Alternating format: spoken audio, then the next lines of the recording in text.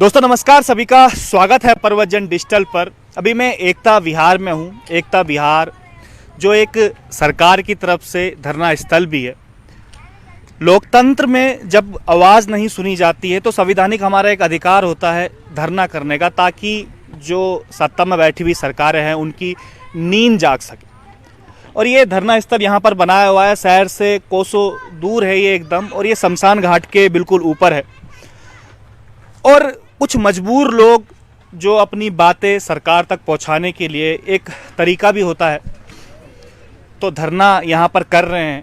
लेकिन आप ये देखेगा, इसे विडंबना ही मानेंगे पूरे उत्तराखंड की या पूरे भारत देश के हम लोग कहेंगे कि आज 44 दिन यहाँ पर हो गए हैं।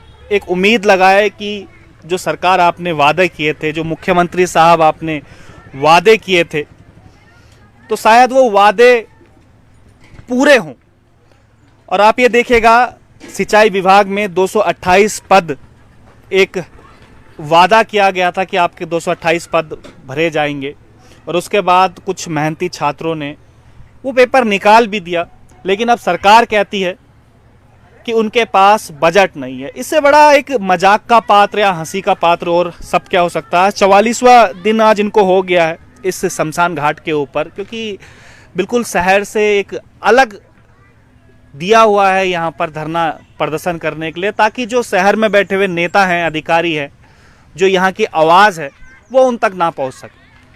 आखिर इससे आगे भी ये लोग करे तो करे क्या, क्योंकि कई बार हम लोग भी दिखा चुके हैं ये 228 जो पद थे वो अभी तक वो मांग कर रहे हैं कि 228 जो पद है वो जल्दी से जल्दी इनके भरे जाएं। जो उन्होंने मेहनत करी है उसका मेहनत का फल इन्हें मिल पाए। लेकिन सरकार के कानों पर जूं नहीं रेंग रही। शायद इसलिए नहीं रेंग रही है क्योंकि अभी चुनाव नहीं है। चुनाव होते तो शायद दोबारा से इनके पास आ जाते। जो लगातार जो बेरोजगार संघ के अध्यक्ष हैं वो भी इनके साथ बैठे हुए हैं, उनसे भी बात करते हैं कि भाई ऐसा क्या कारण है कि अभी तक। ये देखिएगा, यहाँ पर मैं थोड़ा अपना कैमरामैन को कहूँगा जरा दिखाएं, यहीं पे चूल्हा इनका जला रहता है रात भर। 44 दिन आज इनके हो गए। खुद ही आप इस बात को सोचिएगा, एक मेहनत करने के बाद अब सरकार से दूसरी लड़ाई ये लड़नी पड़ रही है, लेकिन सरकार के कानों में जूं तक नहीं रेंग रही है। वो भी भाई लगातार आपका संघर्ष हमने देखा है और छात्रों के हितों में लगातार आप काम करते हुए रहते हैं। लेकिन जिस समय चुनाव, मैंने बोला था चुनाव के समय में वादा किया गया, और ये वादे हर समय भी होते रहते हैं, लेकिन उसके बाद सरकारें भूल जाती है। और आज शमशान घाट यहाँ पर हुआ करता था, यहाँ पर धरना स्थल उन्होंने दे दिया है। आप भी लगातार आते रहते हैं धरना छात्रों के साथ।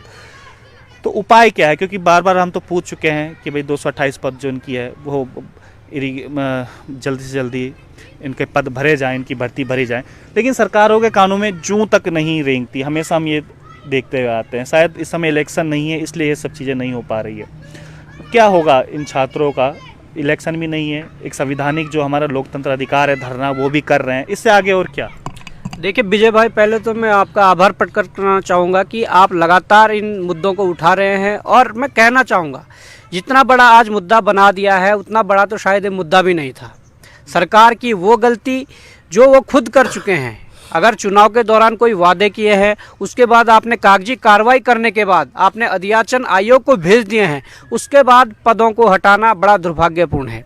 मैं कहना चाहूँगा, यदि आपको पदों को हटाना था तो आपने जो सिलेबस रखा था उसमें 360 नंबर का केवल और केवल सिंचाई विभाग का पेपर था, और सिंचाई विभाग के सारे पद खत्म कर दिए हैं। मज़े की बात यह है, इनमें 4 पेपर हुए और 4 पेपरों में एक पूरा पेपर 360 नंबर मायने रखता है।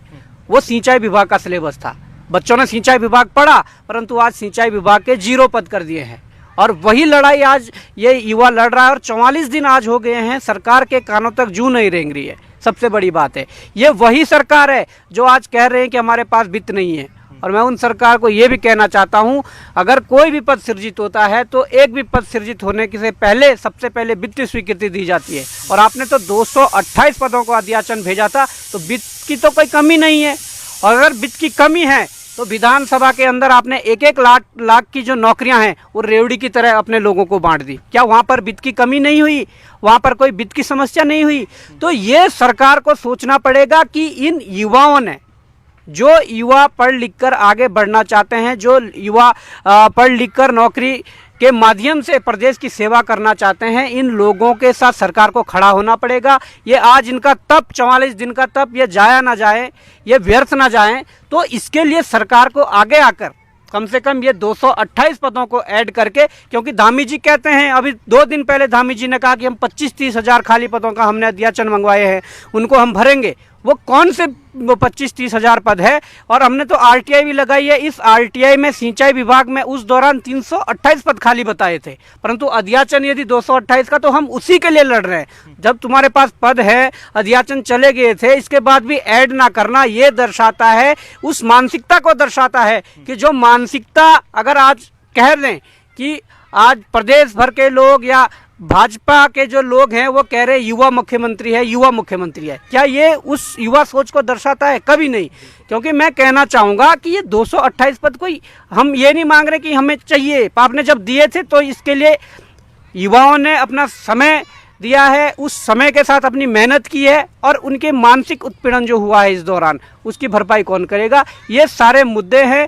यदि सरकार अभी भी चाहे तो सिंचाई मंत्री जी संज्ञान ले, मुख्यमंत्री जी संज्ञान ले, और यदि नहीं लिया तो विजय भाई मैं एक बात बताना चाहता हूं कि आग जब लगती है, आग तो लगी हुई है, परंतु होता क्या है कि पहले जब जलने के लिए उसमें बहुत कुछ बचा होता तो पहले वो बहुत जलती है, उसके बाद एक अंगारा भी अगर रह गया और रहेगा, मैं कहता हूं कि वो अंगारा रहेगा, और वो अंगारा एक दिन इतनी बड़ी आग लगाएगा, इतनी बड़ी आग फैलेगी उस अंगारे से कि यहाँ पर पार्टी तंत्र जो है, जो चुनावी मुद्दों को लेकर चुनावी मुद्दे बनाता है सिर्फ और सिर्फ अपने वोट बैंक के लिए, और बाद में भूल जाता है, उस पार्टी तंत्र को खत्म करने के लिए अंगारा ये बहुत है। बिल्कुल सही बात आपने कही है। और एक तरफ जहां सरकार कह रही है कि वित्त नहीं है, उन सरकारों से मैं पूछना चाहता हूं कि जिस समय सचिवालय में भर्तियां होती है, जो वो उसके बाद जो घोटाले होते हैं, तोहफे में जब साड़ियाँ दी जाती हैं और वो सारा खर्चा सरकारी उसमें जोड़ दिया जाता है, और जो हमारे अधिकारी हैं वो 1-1, 2-2 साल अपनी गाड़ी चला के उसके बाद नई गाड़ी वो ले लेते हैं, तो उसका वित्त कहाँ से आता है?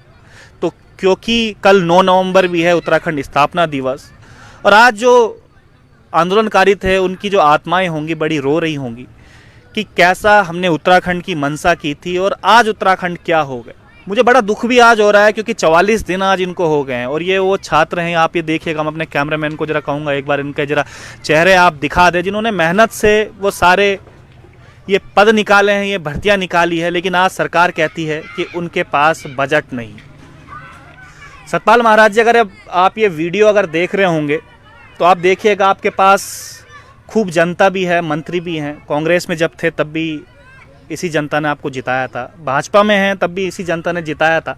लोग आपको महाराज भी मानते हैं, लेकिन महाराज केवल मानने से नहीं होता है, लोगों के दिलों में भी उतरना पड़ता है। तो उम्मीद है कि जो आज राज्य स्थापना दिवस पे ये लोग एक उम्मीद लगाए बैठे हैं कि कहीं ना कहीं जो मंत्री है सतपाल महाराज जी उनकी बात सुनेंगे, और मुख्यमंत्री पुष्कर सिंह धामी जी युवा अपने आप को कहते हैं, तो वो भी कहीं ना कहीं उनकी बात सुनेंगे, क्योंकि धाकड़ केवल नाम रखने से धाकड़ नहीं होता है, वो एक्शन लेने से धाकड़ होता है। तो उम्मीद करते हैं फिलहाल कि आज 44 दिन इनको हो गए हैं, कल 9 नवंबर स्थापना दिवस है, उसके बाद जल्द से जल्द इसमें कोई एक्शन लिया जाएगा, वरना ये वही चेहरे हैं जिन्होंने आपको जितवाया था। हालांकि अभी में चुनाव नहीं है, तो हो सकता है कि आप इन पर ध्यान ना दें, लेकिन कभी ना कभी चुनाव भी आएंगे और आप इनके ही डेरों पे आओगे वोट मांगने के लिए।